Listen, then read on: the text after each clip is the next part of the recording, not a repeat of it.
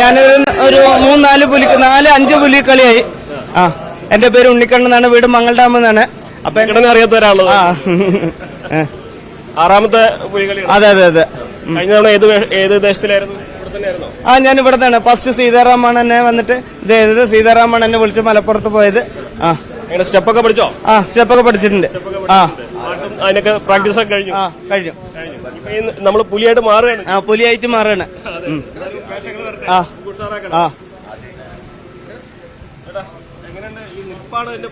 ആ അതെ അതെ. 2-3 മണിക്കൂർ ഉണ്ടാവും.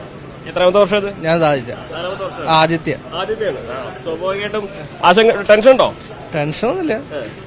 ആദ്യമായിട്ട് ആഗ്രഹത്തിന്റെ ചെയ്യണം. ഇതിന്റെ ഭാഗമാണെന്നുള്ള അല്ലേ? കുറെ നാളായി ആഗ്രഹിക്കുന്നു. ചേട്ടൻ എത്രാമത്തെ ഫസ്റ്റാണോ? എന്താണ് പുലിയാവാൾ വേഷം കെട്ടാനുള്ള ഒരു ആഗ്രഹം?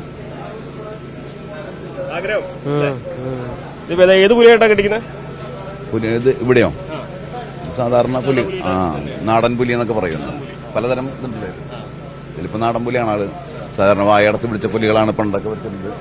ഇപ്പൊ വായടത്ത് തന്നെയാണ്. ചെറിയ വയറുകൾക്കനുസരിച്ചാണ് നമ്മൾ പുലി വരയ്ക്കുന്നത്. ഒരുപാട് വർഷമായില്ലേ? ഇത്രയും വർഷത്തിനിടയ്ക്ക് വയറ് കുറയാൻ തുടങ്ങി പുലികളുടെ. വയറ് കുറയാന്നല്ല, ഇതിലേക്കുള്ള വരവ് കുറഞ്ഞു തുടങ്ങി പുലിക്കളിക്കാർക്കായിട്ട്. ഇപ്പോ പണ്ടൊക്കെയെന്ന് പറഞ്ഞത് പ്രൊഫഷണൽ അല്ലായിരുന്നു.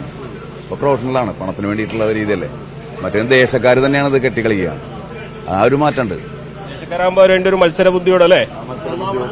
അതെ അതെ അതെ. ഇതെന്ന് പറഞ്ഞാൽ പണമല്ലേ മുഖ്യം. അതിലേക്ക് മാറിയോ എന്നൊരു സംശയം മാത്രമേ ഉള്ളൂ. ബാക്കി കലാകാരന്റെ ആശങ്കയാണ് അല്ലേ?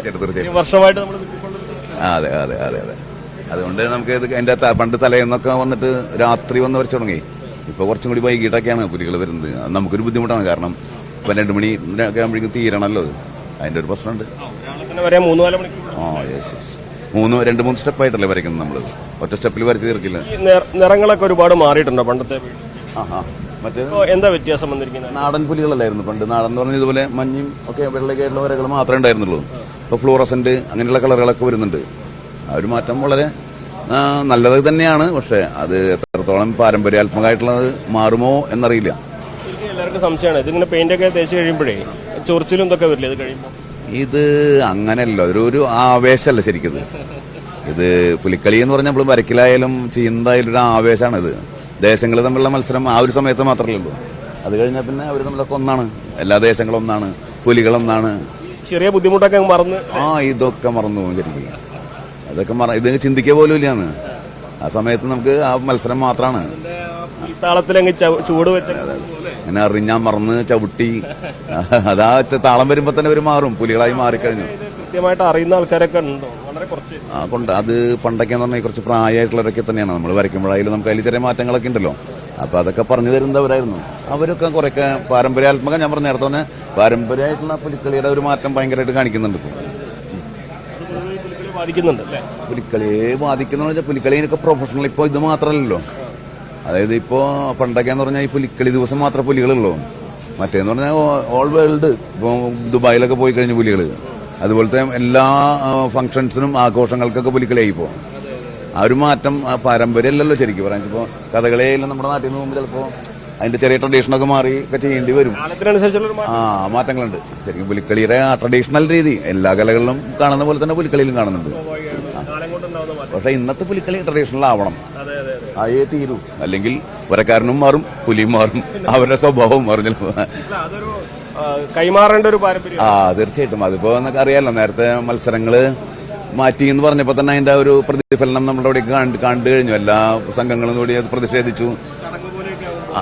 അതൊക്കെ ഒരു മാറ്റങ്ങൾ. ഇപ്പൊ കുമ്മാട്ടിക്കളയിലും പുലിക്കളയിലും ഒരു വർഷം നടന്നില്ലെങ്കിൽ അത് ജനങ്ങൾക്കാണ് ബുദ്ധിമുട്ട് ശരിക്കും. നടത്തുന്നവരെക്കാൾ ഉപരി ഇത് കാണാൻ കാഴ്ചക്കാർ ഒരുപാടുണ്ടല്ലോ. തൃശ്ശൂരുകാരുടെ ഒരു സംസ്കാരത്തിന്റെ ഭാഗമാണത്. ഇപ്പൊ പൂരം കഴിഞ്ഞാൽ സെക്കൻഡ് പുലിക്കളിയാണ്. അതില്ലെങ്കിൽ തൃശ്ശൂർ ഇല്ലല്ലോ. സാംസ്കാരിക പാരമ്പര്യം എന്ന് പറയുന്ന തൃശ്ശൂർ തനിമകളിലൊക്കെ ഈ പുലികൾ തന്നെയാണ് ഏറ്റവും കൂടുതൽ. വയറുള്ളവർക്ക് ഏറ്റവും ഡിമാൻഡുള്ള സമയമാണ് പുലിക്കളി. അതെ അതെ. ഇപ്പോഴത്തെ കാലഘട്ടത്തിൽ വേറൊരു പ്രത്യേകതയുണ്ട്. കാലഘട്ടത്തിൽ വയറ് കുറയ്ക്കാൻ വേണ്ടി പാടുപെടുന്ന ജനത്തിന് ഇപ്പൊ ഇന്നത്തെ ദിവസം വയറിലോടുക്കാണ് ഡിമാൻഡ്. ഒരു ഭയങ്കര പ്രത്യേകത.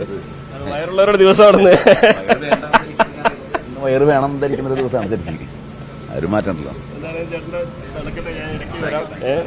അപ്പോ പല പുലികളും പല വ്യത്യസ്തമായ രൂപത്തിലുള്ള പുലികള്. ചേട്ടൻ എന്താ ആദ്യം എത്രാത്ത തവണയാണ്?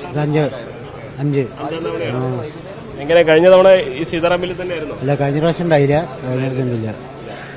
ഇതെന്താ നമ്മളൊരു പാഷനായിട്ടാണോ, താല്പര്യം കൊണ്ടാണോ? താല്പര്യം. അത് തൃശ്ശൂർ മണ്ണിൽ